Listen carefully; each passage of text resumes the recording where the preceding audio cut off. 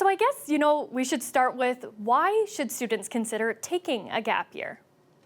It's really amazing that everybody chooses to take a gap year for a very different reason.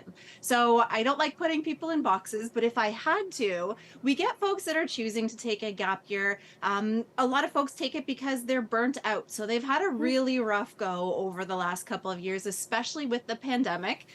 So a lot of students are feeling burnt out. They're struggling with their mental health, and jumping right into post-secondary is really not going to support their healing and their ability to be successful in post-secondaries. We get folks who are interested in figuring out what they want to do. So they're not going to just jump into studying something or into a career with never having really experienced it, because who really knows what an engineer does without actually talking to someone and getting out there? So we call those our direction seekers. We've got folks who need to make some money. So not gap years sometimes get the rap of being big, expensive, lavish travel experiences, but really a lot of students will take the time to work, to earn money for post-secondary, or to perhaps pay for a larger experience in the second half of their year. So we call those our adventurers or our explorers that are out there. And for any other reason, some folks are thinking that they maybe want to try entrepreneurship, and so they're going to give it a go for a year before heading into post-secondary. What makes the gap year successful? Yeah, a successful gap year it's all about experiential learning. So folks are fighting tooth and nail to get into university or college programs that have hands-on experience.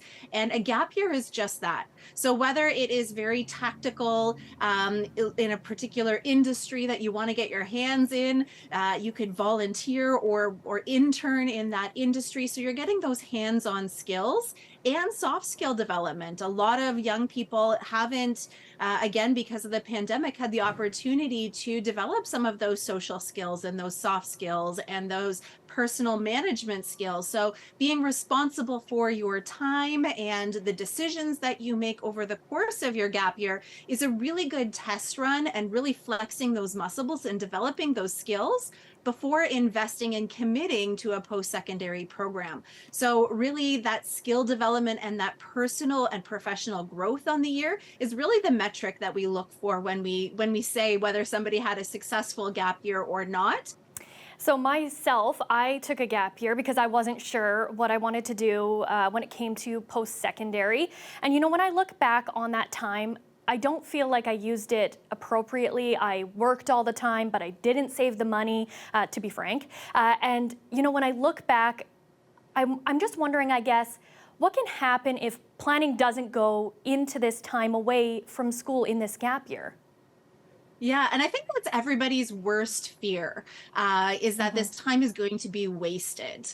And really, everything is a learning experience. I'm sure you did take away some learning from that in terms of how to better spend your time. So it's about framing it, but really that planning is so important, and putting thought into what you're going to do, because it is possible to have a perpetual summer mentality rather than switching into this active mind of what am I going to do on this gap year to make it time well spent, I suppose. So really, it's really important that folks do put the thought into it and connect with different resources that are out there. Find somebody who's going to hold you accountable to moving yourself forward. Sign up with various programs or opportunities that are out there that are going to give you the structure that you need in order to move yourself forward. Speak with a financial advisor and set up the savings plan.